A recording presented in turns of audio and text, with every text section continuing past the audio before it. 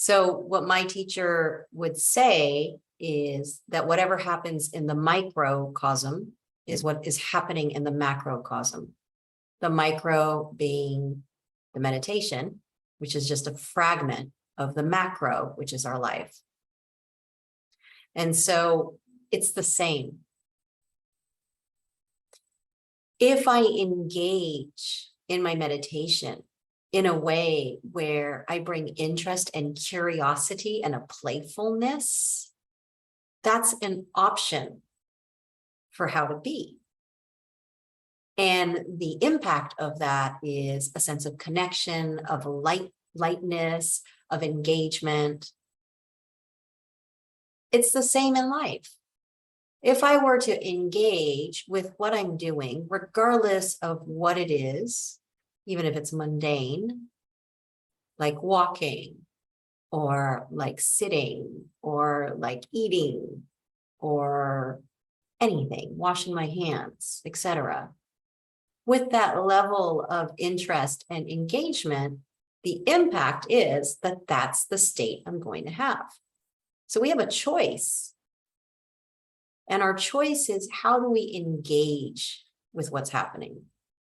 What's the attitude that we want to cultivate? And can we bring that forward in moment to moment as it unfolds? We are the authors of our lives. And the story that we have is that we're not the author, we're the victim. Life is happening to us, and we're just trying to survive it. And that's a false story, because how we view things and where we choose to place our attention and the attitude in which we engage and relate to what is happening is choice. So we are the author of our lives. If I write a story that I am a victim and that all of these things happen to me and that's why I am how I am, well, then that's the life I'm going to have. One that has no agency, one that has no other possibility, one that has no freedom. But if I take responsibility for how I am viewing what's going on, and that is leading to a certain reality, and that there's choice in how to view something, well, then all of a sudden, there is this wonderful capacity for a multitude of realities that is very different than this one. The gift of the meditation is that it's the lab. Life is the lab also. But in the meditation, we can control the variables. We can be less distracted because we're not being called to do something, just observe. And we can run small trials to see what happens if I engage with lightness and curiosity. What happens if I'm very rigid and serious and things need to have a particular outcome, because if they don't have that outcome, then it's wrong. Well, what you get is information. The biofeedback for engaging with lightness and curiosity is going to be very different than the biofeedback that we're going to receive for engaging with a fixation over outcome. The biofeedback shows up in our somatic or body field as contraction or relaxation, and it shows up in our emotional field as pleasant or unpleasant emotions. But we can create whatever we want just by how we frame it and what we choose to pay attention to.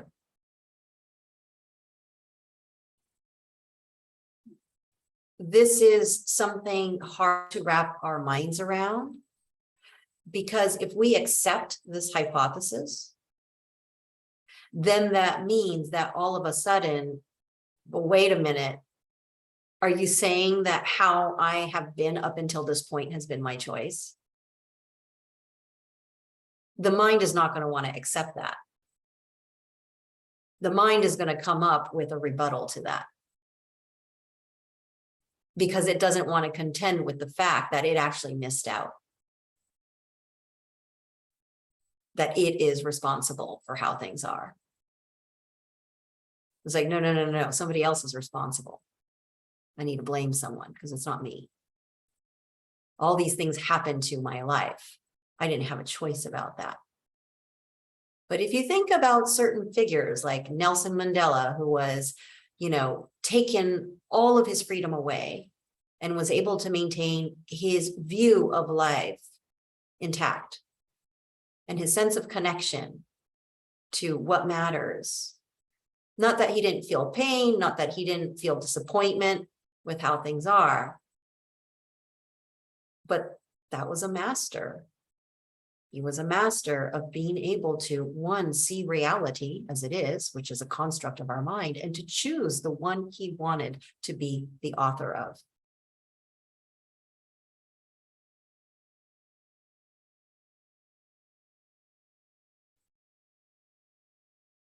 So it's easier to accept that I am a victim of my situation. Because if I am, then I don't have to try to change anything. I don't have to fail because I've already, it's just happening to me. But I also don't get to create.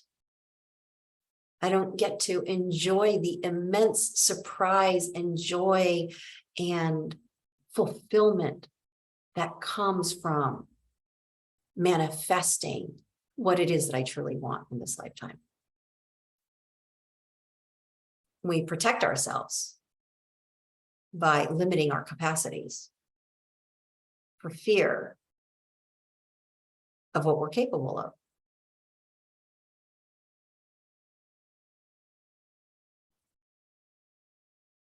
We are capable of so much more than what we allow ourselves to believe. Because we are so locked into still identification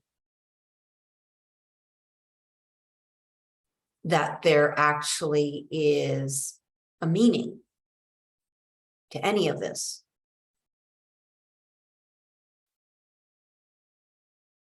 That there's such a thing as success or failure.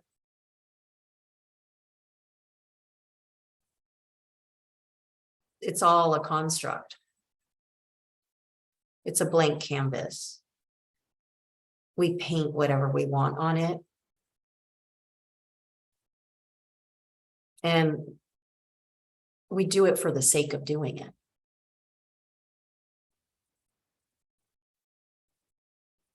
It doesn't have any intrinsic value aside from the process itself. Everything else is meaning that we attach to it. The gift is in being able to create anything that we want. It's not what we create. It's the ability to create. That's the beauty.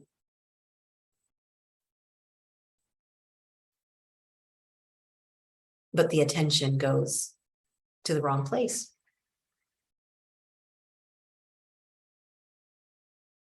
So when we start learning that we have agency over our attention, meaning we get to choose where we place it, and we intentionally start experimenting with placing it in different places than what we've been habituated to do so, what we discover are different outcomes. And this is really important, this experimentation process and seeing the different outcomes, because this is what breaks the belief system that has fossilized into our current belief system.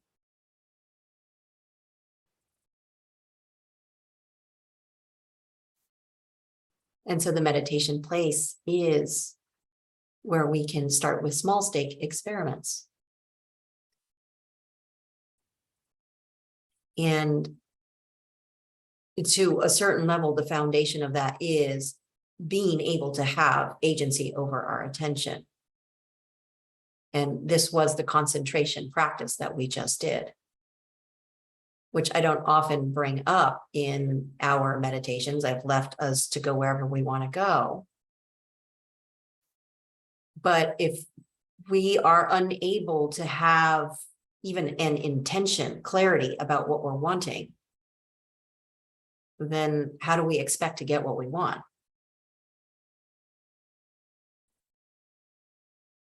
So one aspect that we can practice in meditation is being very specific about what we want.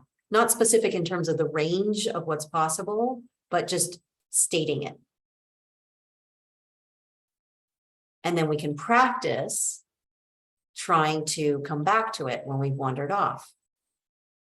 So we're strengthening that ability to stay on track for what we're wanting, but loose enough that the awareness can follow wherever the attention goes to also see what the outcome of that is, right? So that we're not fixated on the intention. It's not about necessarily staying with the intention. It's about having choice, that if I remember, I can choose to come back to that or I can let it go.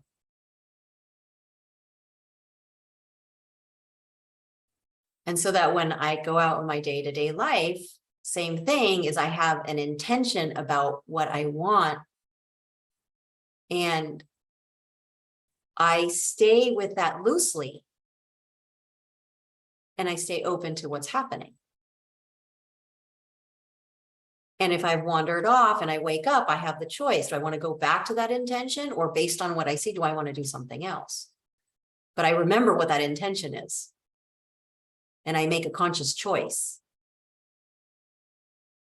So we're exercising our ability to have choice over our attention, which is foundational.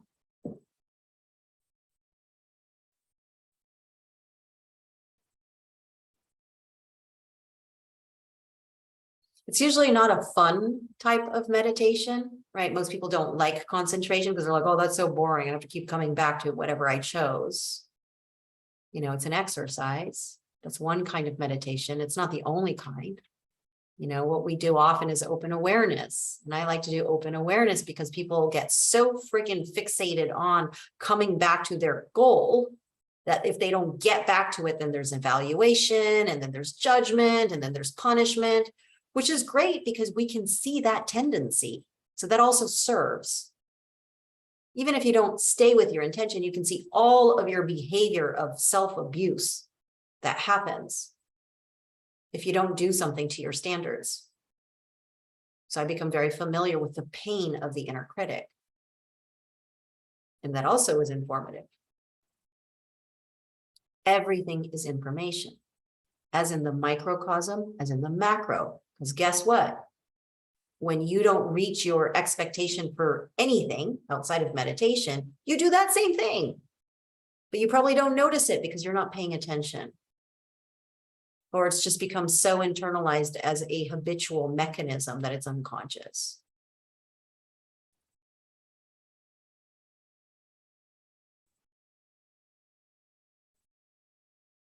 I can intentionally choose that what I want to do is I want to cultivate a loving awareness.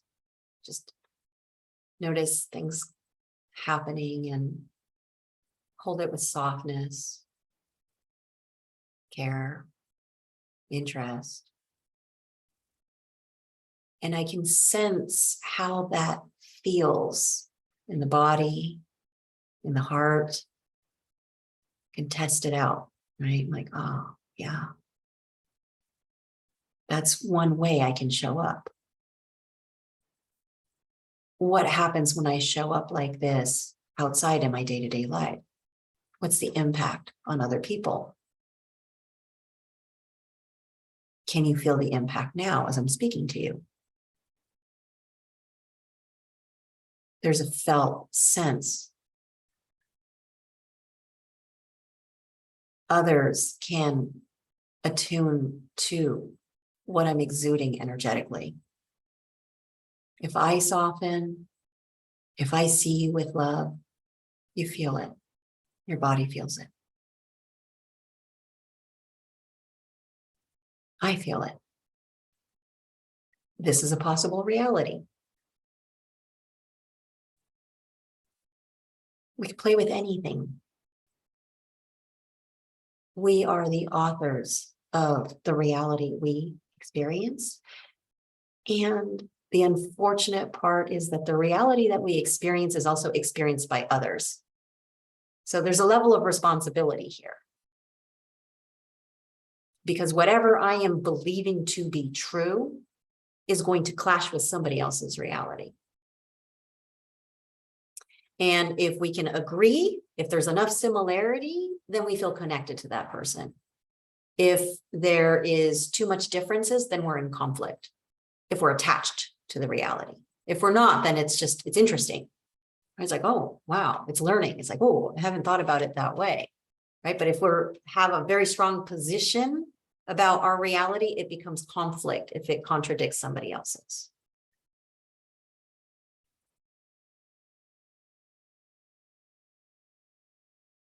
So it's really fascinating the deeper we go into this of just paying attention. And we can bring forward this study that we do in our meditation. It's a self-study. It's a study of how I relate to experiences. And the primary experience that's happening in my meditation are my thoughts.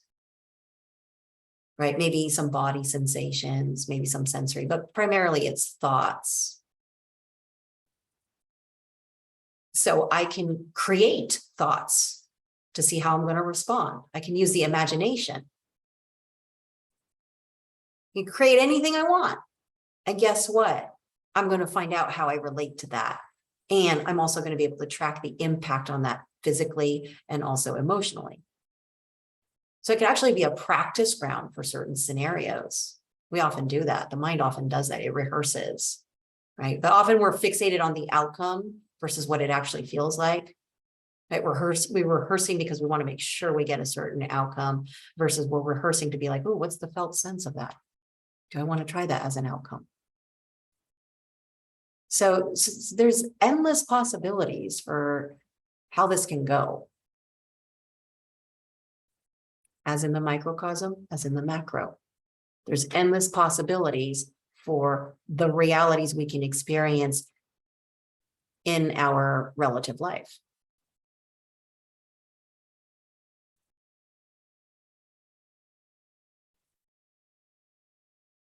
So where does that leave us? Well, get clear about what you want. That's the first step. What do you want?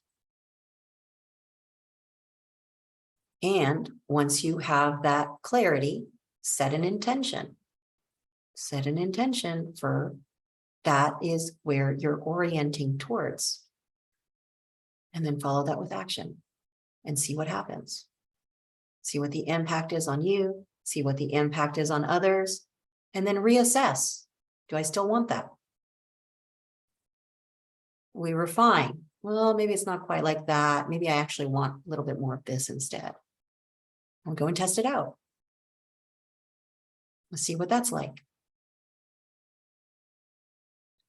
Until we are really in alignment, we're in alignment with our inner yearnings.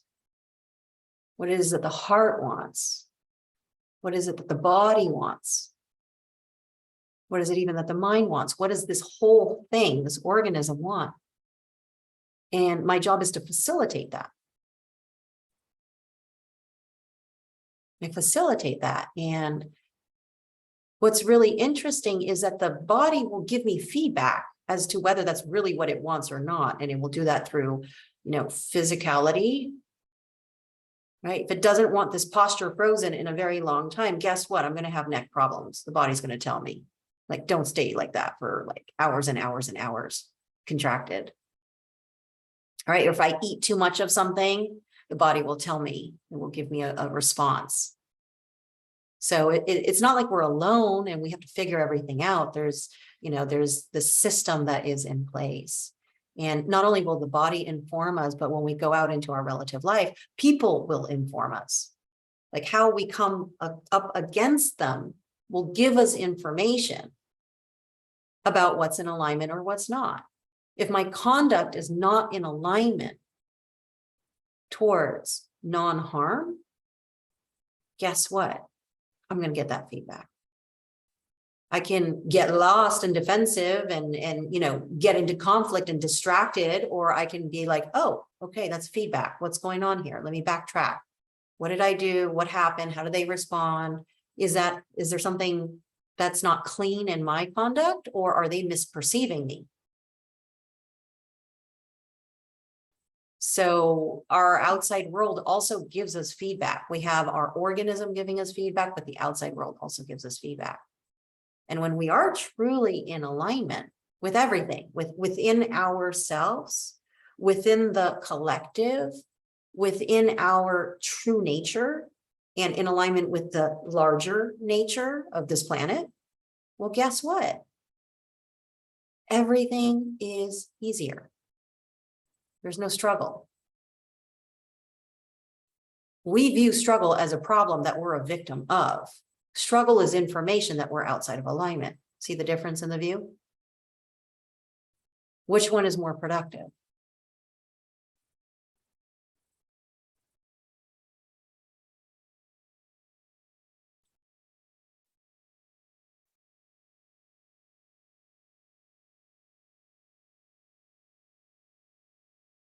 So the gift is that we have everything that we need to navigate this. We have awareness.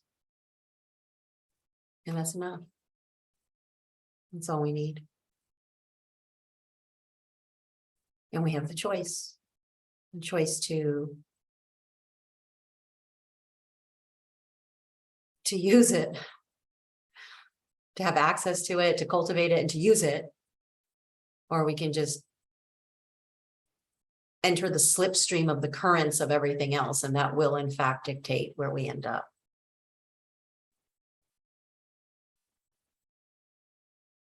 So what do you choose? It's your choice.